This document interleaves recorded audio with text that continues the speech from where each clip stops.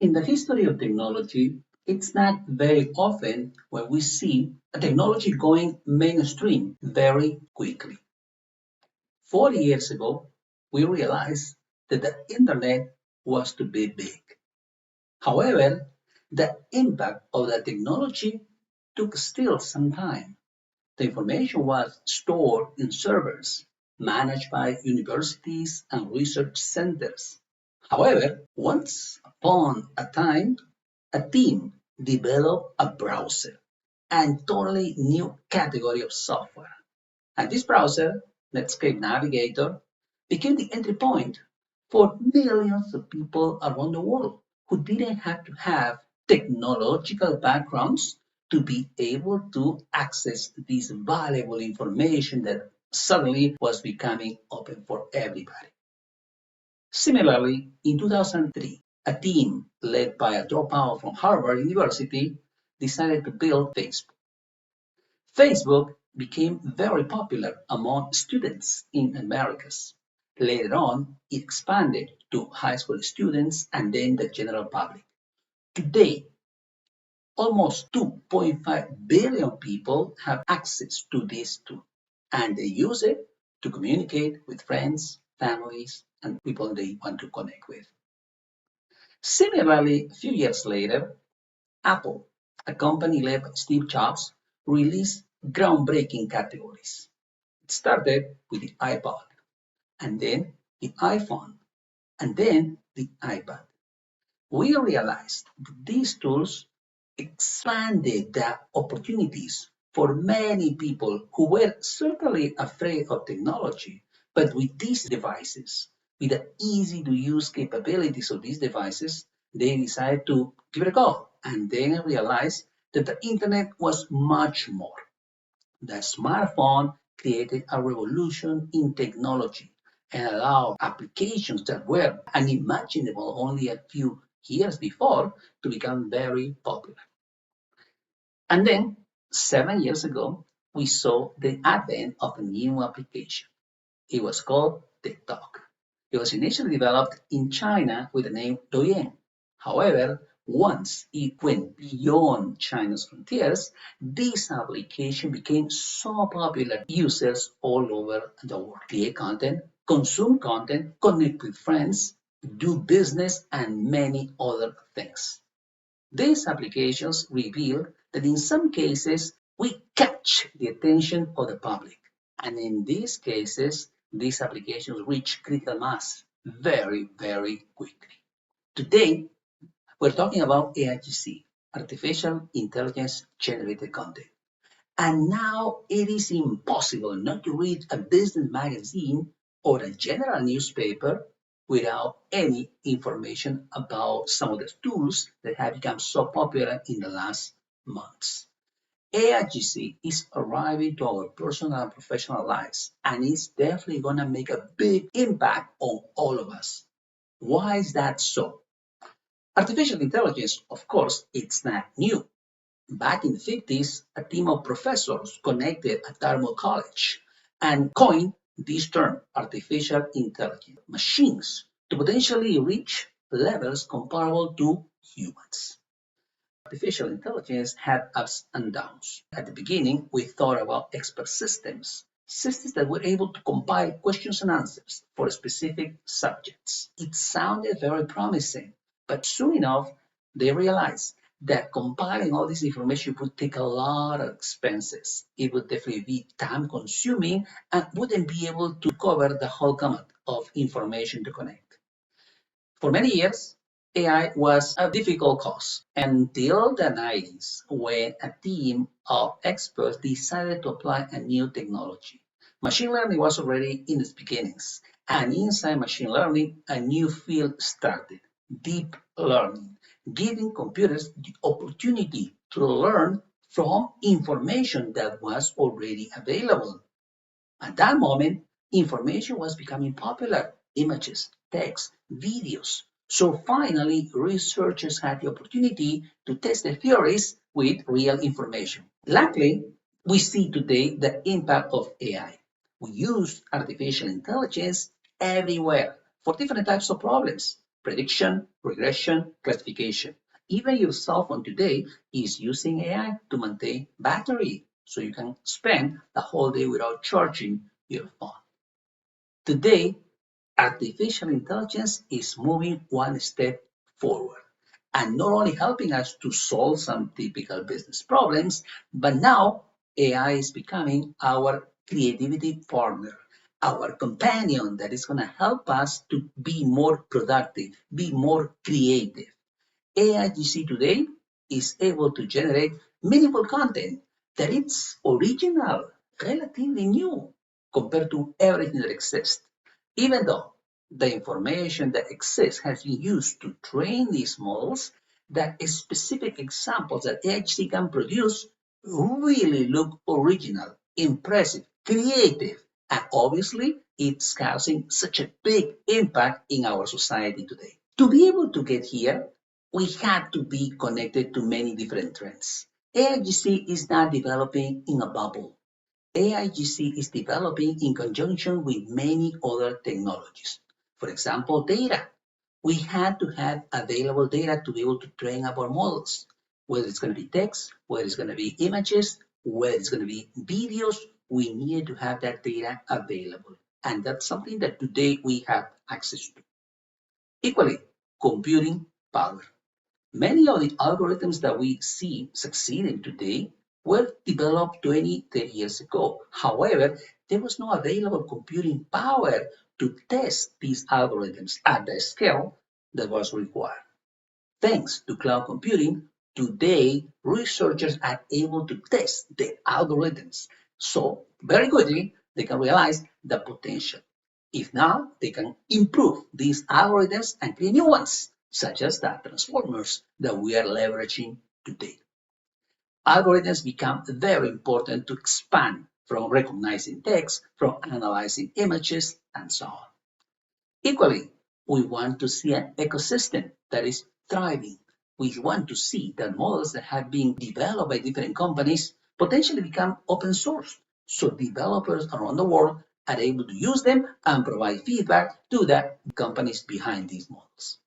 Today, we are impressed by the capabilities of these models generating poems, songs, contracts, and so on.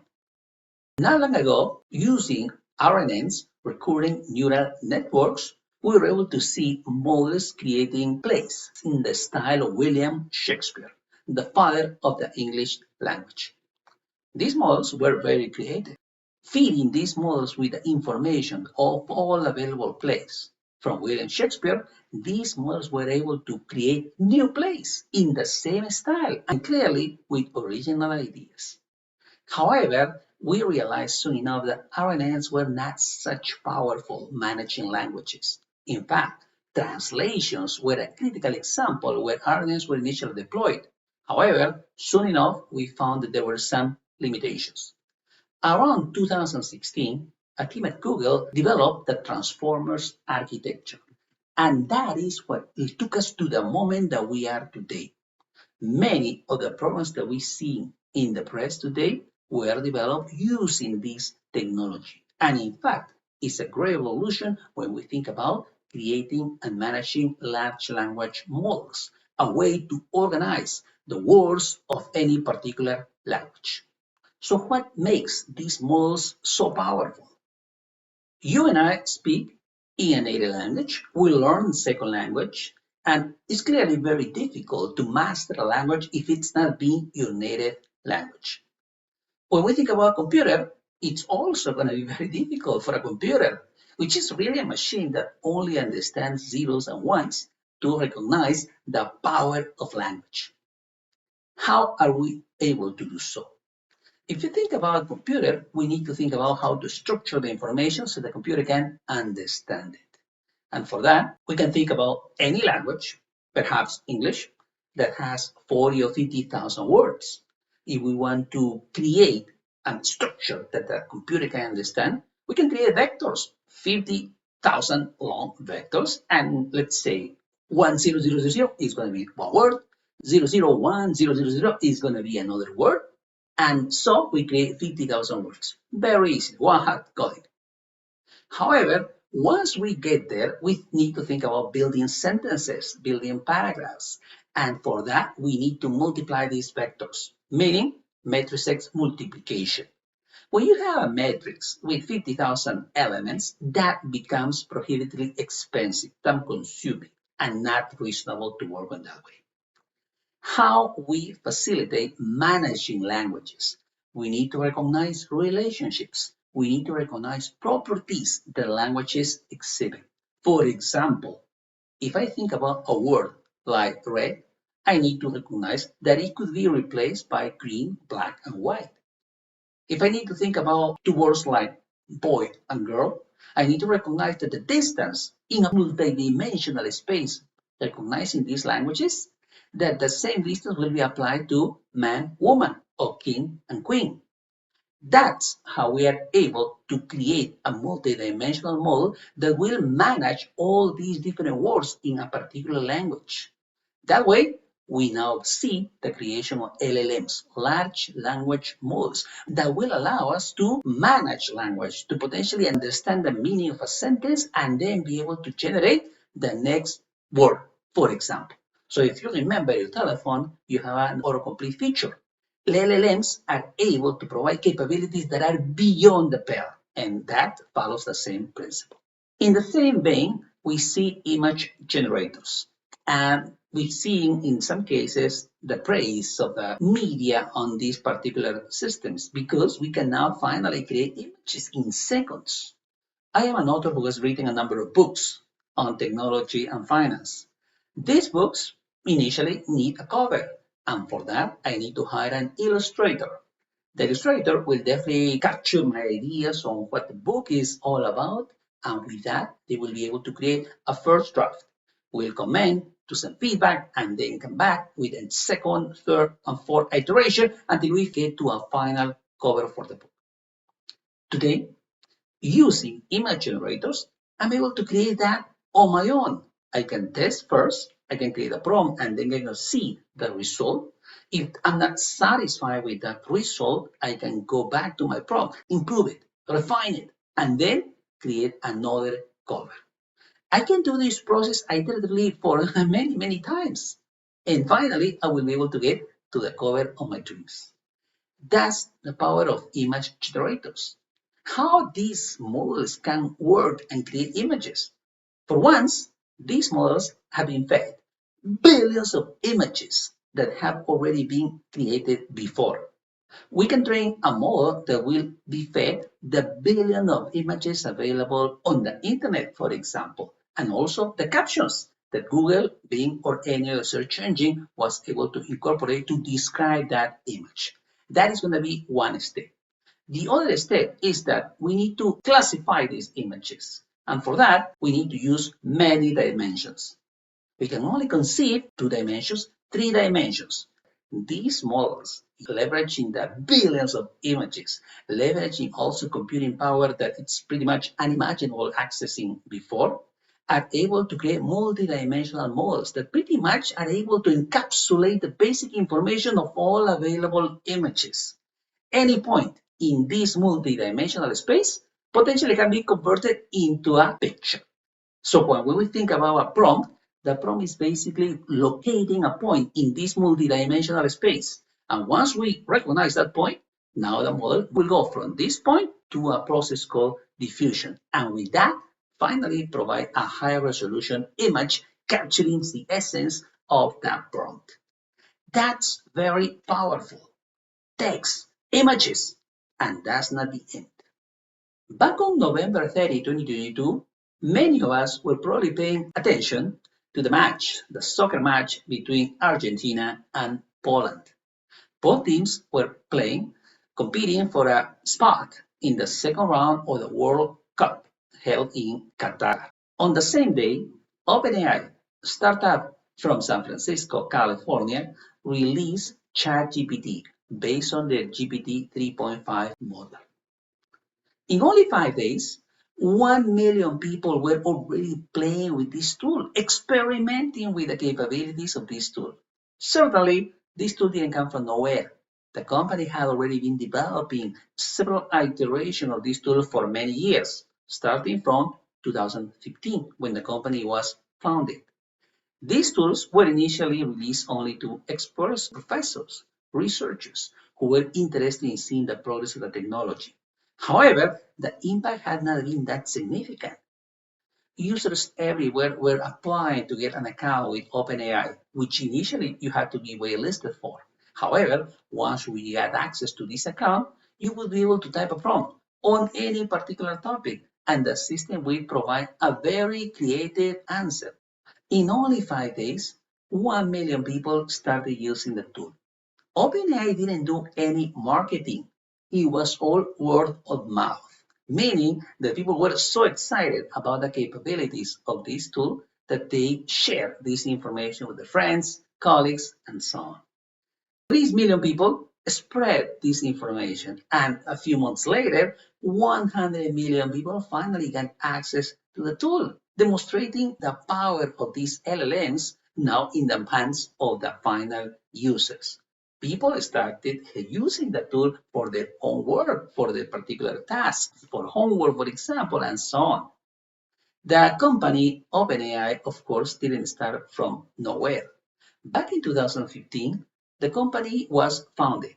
The initial goal was to create an alternative to Google, a company that at that time seemed the most probable to obtain the stage of artificial general intelligence. Elon Musk, Sam Altman, among others, decided that they wanted to have a new alternative. Not only that, they at that moment were committed to open source any potential progress that they were developing.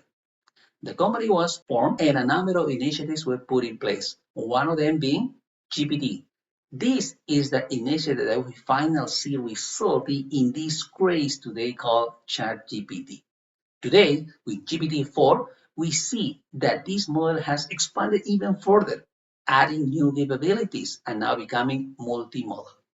The power of this model can be seen clearly in the performance of this model in a number of examinations. There are various professional and academic benchmarks across different countries, and the tool has been tested.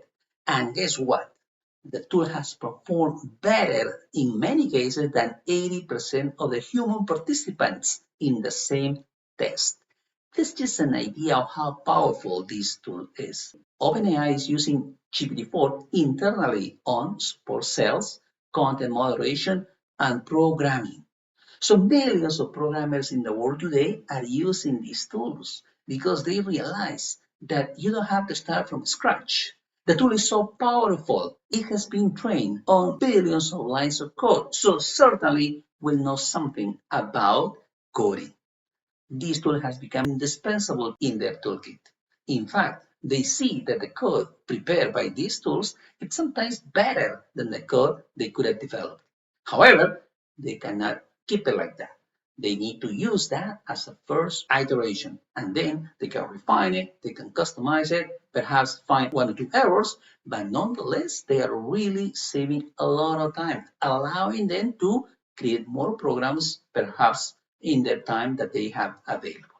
In the press, we hear a lot of information about the potential of this technology.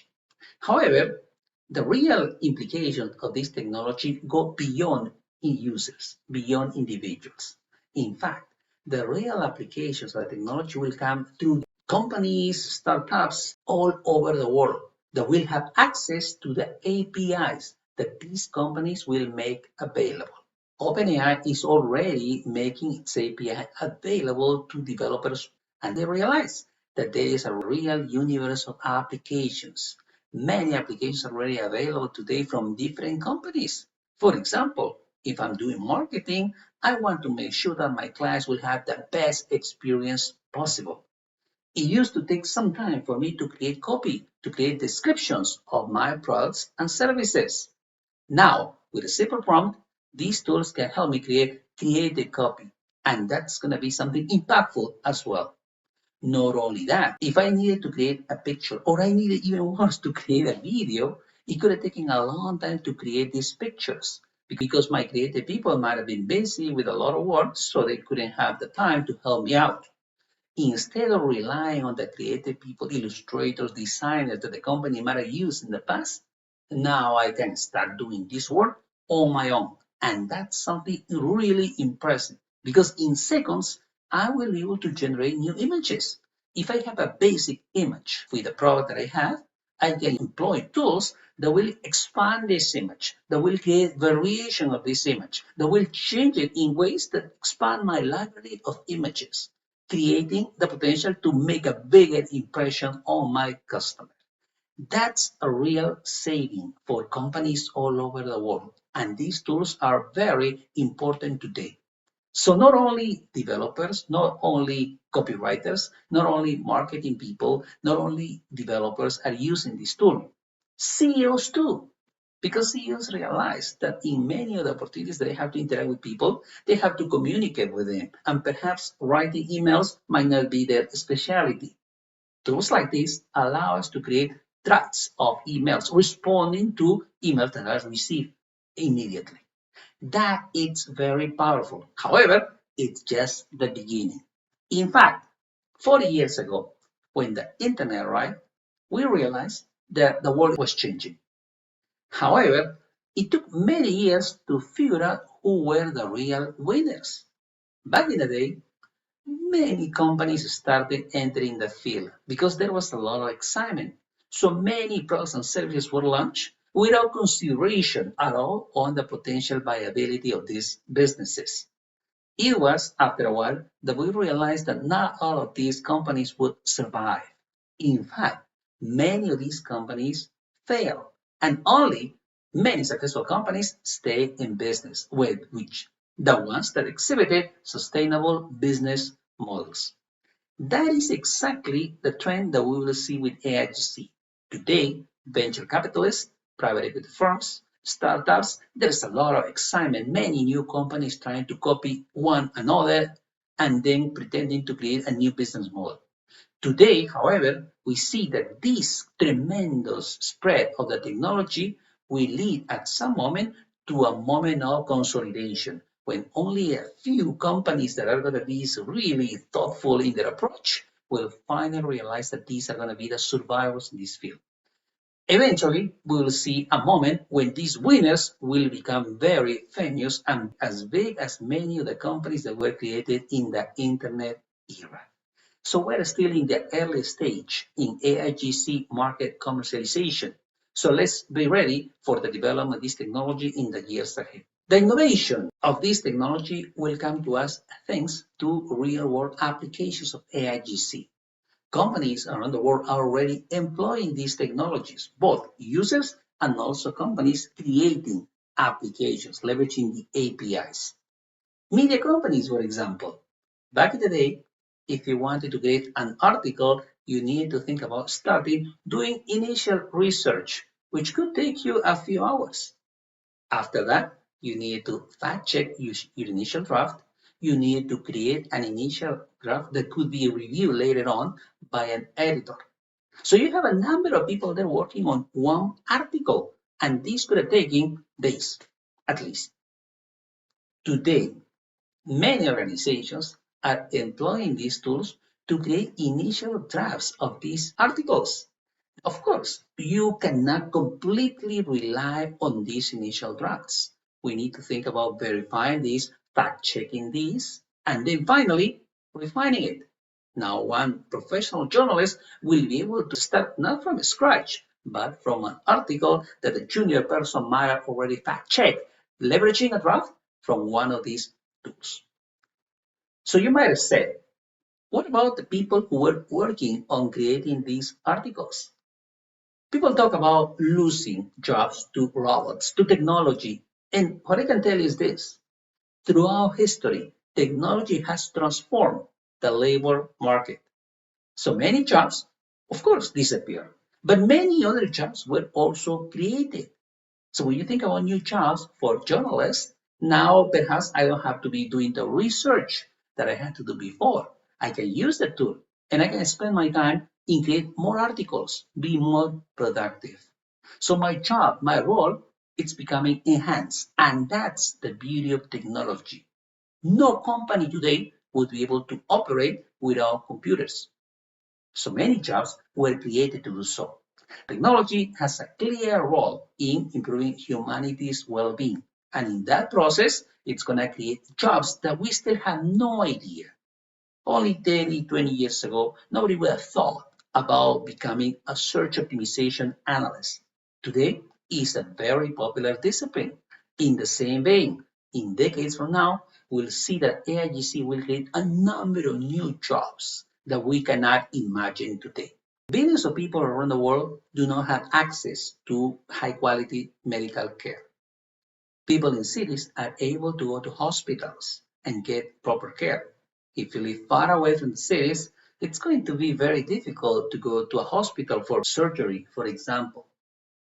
These technologies promise to give access to basic information to billions of people.